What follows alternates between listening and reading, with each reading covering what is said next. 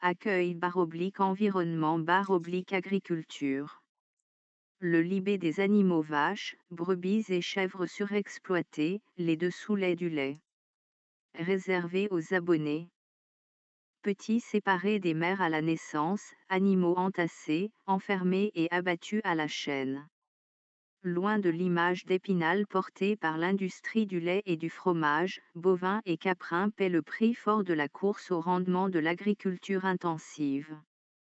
Dans un élevage en Vendée, rapporte l'association L214, les chevreaux sont séparés de leur mère quelques jours après leur naissance, enfermés dans des boxes de taille réduite, élevés et engraissés. Dans un élevage en Vendée, rapporte l'association L214, les chevreaux sont séparés de leur mère quelques jours après leur naissance, enfermés dans des boxes de taille réduite, élevés et engraissés. L214. Par Sarah Finger, correspondante à Montpellier.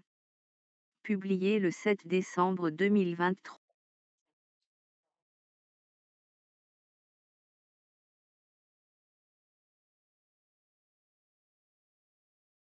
La face cachée du lait. Pourquoi buvons-nous du lait ? Quels sont les impacts de notre consommation de produits laitiers sur les animaux, l'environnement et notre santé ? Comment justifier l'exploitation des animaux qui en produisent et les souffrances dont ils sont victimes ? Les problèmes éthiques de notre consommation de produits laitiers. Une production artificielle, pas naturelle. Seuls les mammifères, les animaux qui portent des mamelles, femelles produisent du lait. Celui-ci sert à nourrir les bébés jusqu'au sevrage. Pour que les humains collectent du lait de manière prévisible et en grande quantité, il faut donc forcer les femelles à tomber enceintes. Or les reproductions n'ont rien de naturel. Le processus débute par la sélection génétique des animaux reproducteurs.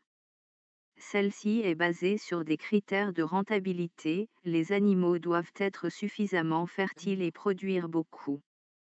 Les animaux sont sélectionnés par des entreprises spécialisées qui élèvent des taureaux et des vaches dans le but de tester leur performance selon un protocole prédéfini. La semence des mâles les plus performants est récoltée en faisant intervenir un mâle castré et un vagin artificiel, puis elle est conditionnée et revendue aux éleveurs.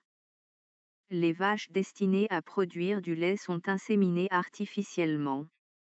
On les attache fermement pour qu'elles ne bougent pas, on vide leur rectum pour manipuler le vagin sous-jacent dans lequel on introduit le pistolet contenant la semence mâle. Ces pratiques ne s'apparentent-elles pas à un viol ? Des bébés arrachés à leur mère ?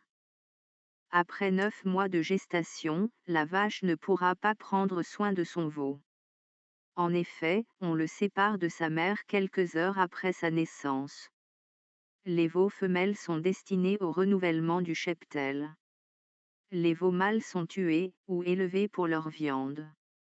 Cette séparation cause un stress intense au veau et à sa mère. Les vaches peuvent meugler pendant des jours, ce qui montre leur détresse émotionnelle. De plus, la séparation peut provoquer des problèmes de santé comme des mastites, c'est-à-dire des inflammations des mamelles. De nombreux témoignages, obtenus notamment en caméra cachée, attestent de la violence avec laquelle on enlève les bébés veaux. Ils sont jetés à terre, traînés par une patte ou une oreille, et balancés dans les véhicules de transport. Ces violences sont communes et systémiques.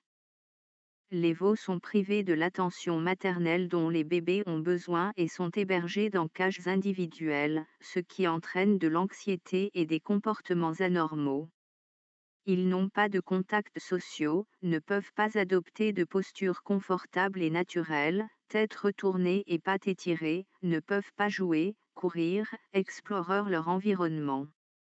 Ces privations provoquent des stéréotypies, c'est-à-dire des comportements anormaux en réponse à une situation difficile, comme des léchages excessifs, des roulements de la langue et des mouvements répétitifs. De plus, ils ne peuvent accéder qu'à une petite partie de leur corps et donc ils la lèchent de façon excessive, ce qui bloque le rumen par accumulation d'une quantité importante de poils. En outre, le confinement en cage entraîne des problèmes de thermorégulation, impossible d'écarter ses pattes pour réguler la chaleur corporelle, et une incapacité à échapper aux perturbations comme l'approche des humains ou de bruits qui leur font peur. La violence est souvent utilisée pour gaver les veaux avec du lait en poudre qui se substitue au lait maternel et à une alimentation normale. D'ailleurs, les bébés reçoivent souvent une quantité de colostrum insuffisante pour leur éviter de ressentir la faim.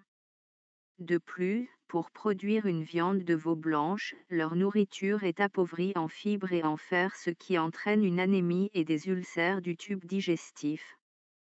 En outre, les empêcher de téter leur mère, même si on leur fournit une quantité de lait suffisante dans un seau, crée un sentiment déplaisant de frustration car ce comportement a un rôle important d'un point de vue évolutif.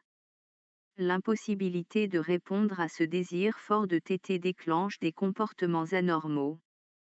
D'autres maltraitances affectent le bien-être des veaux. La pose d'une étiquette d'identification sur l'oreille est douloureuse, mais la douleur est encore plus intense lorsqu'ils sont marqués au fer rouge ou sont écornés. L'écornage consiste à brûler, au fer rouge chauffant à 600 degrés C ou par voie chimique avec de la soude caustique, la corne de l'animal. Néanmoins, la peau autour de la corne est elle aussi brûlée. Les raisons évoquées par les éleveurs pour pratiquer l'écornage est d'éviter de se faire blesser par les animaux lors des manipulations, et que les animaux ne se blessent pas entre eux lorsqu'ils sont en groupe. Ces opérations provoquent de fortes douleurs pendant longtemps, d'autant plus qu'elles sont généralement réalisées sans anesthésie et que les animaux ne bénéficient pas de médicaments antidouleurs.